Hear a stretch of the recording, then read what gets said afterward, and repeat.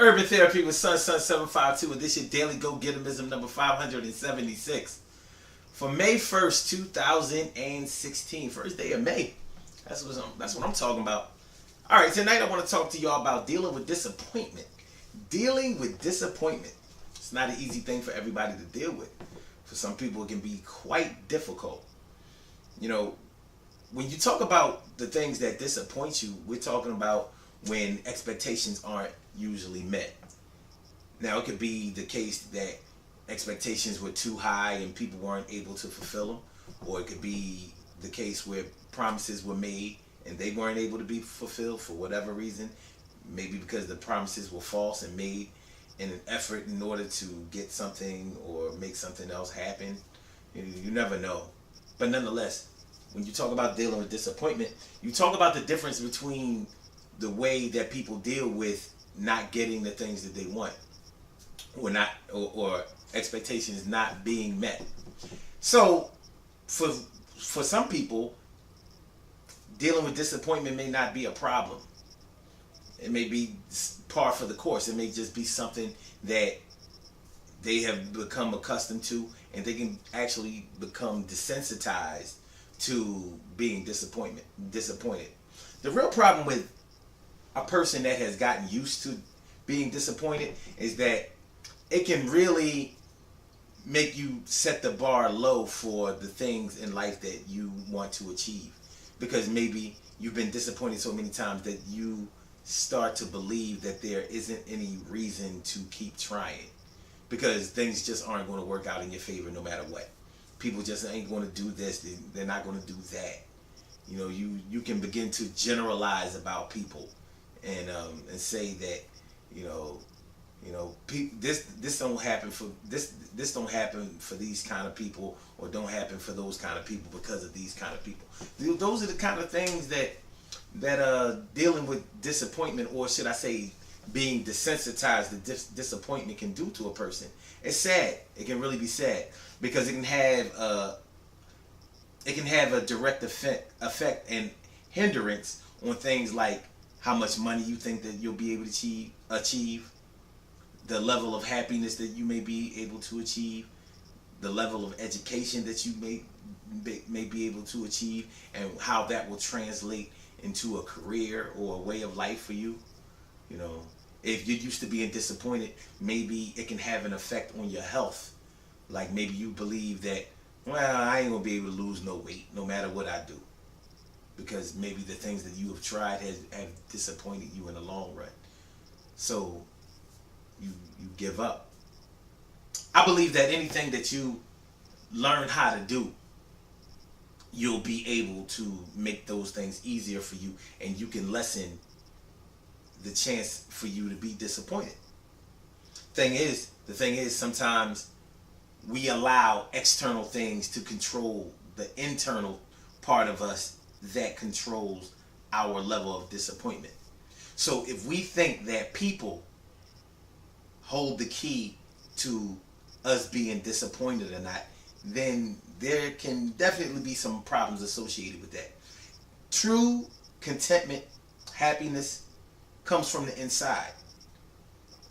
And we also have to have proper planning. So we have to have a plan B in case plan A doesn't work out.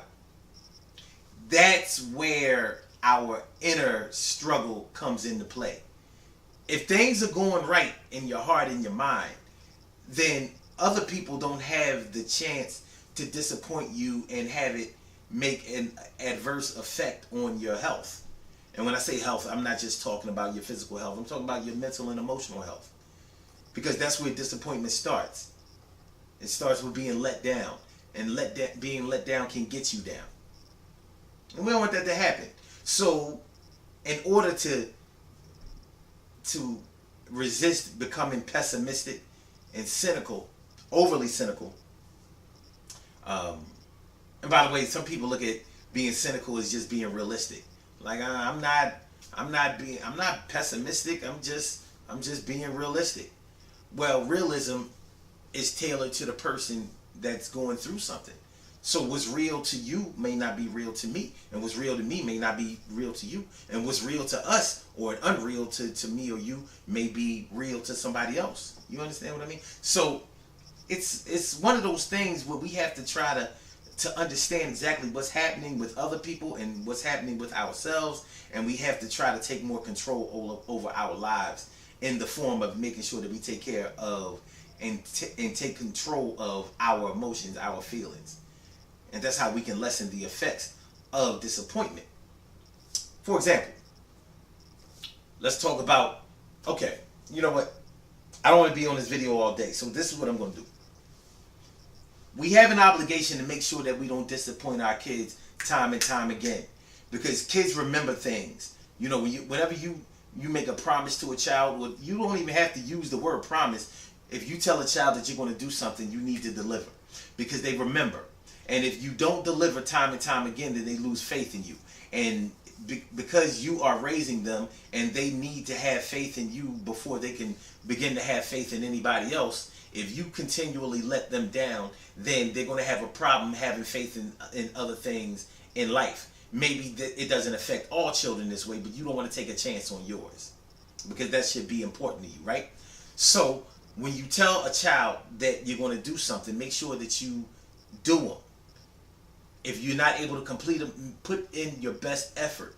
Come back later and complete the things that you say that you're going to do.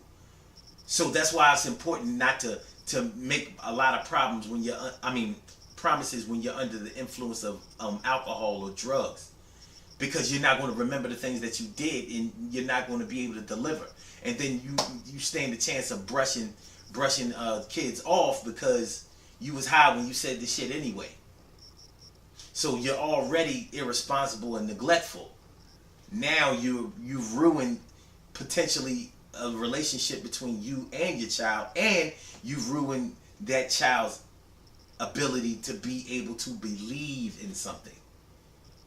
That's what we're doing when we keep our promises and we make sure that we don't disappoint. We are giving our children a chance to believe, so their level of expectations can be on an even keel. Of course, we have to keep it realistic. You know, don't promise outlandish things like, oh, we're going to go to the moon tomorrow. Like, chill. And when it comes to disappointment, some people really just can't deal with disappointment at all. You know, but that goes along with what I was talking about as far as your inner struggle is concerned, and your expectations are concerned, and taking control over your life. If you take more control over your life, then the opportunity, or should I say, I don't want to look at that as an opportunity, then the chance for you to get down or be severely disappointed decreases, and you want that. You want that, you know? So when it comes to disappointment, you know that everybody gets disappointed at one time or another. It's not the end of the world normally. But when you have people that you really do depend on, and when you have people that you really love and care about, and you want to see them do well, then it's hard not to be disappointed when they fail, when they make you promises, or when you see the good in them and they just don't live up to them. Maybe it's not their time, but that's not really an excuse. Good things happen to those who wait. Great things happen to those who grind. And anything can happen to those who go for theirs. So go hard, go for yours. And when it comes to disappointment, I can't stress this enough. Fix what's going on inside of you, because that will decrease your chances of being severely disappointed and turning that disappointment into disbelief and depression and lack of optimism and hope for good things to come. You can have the things that you want in your life, and you can have the things that you need in your life. You can achieve a lot of things. I'm not trying to be on no motivational speaker, coach Sun 752 shit. I'm just telling y'all from the benefit of my experience. I've dealt with a lot of disappointment in my life, and unfortunately, I know what it's like to be desensitized to disappointment, and to feel like the only person that you can really depend on is yourself. Because that's not true. You can depend on other people. You really can.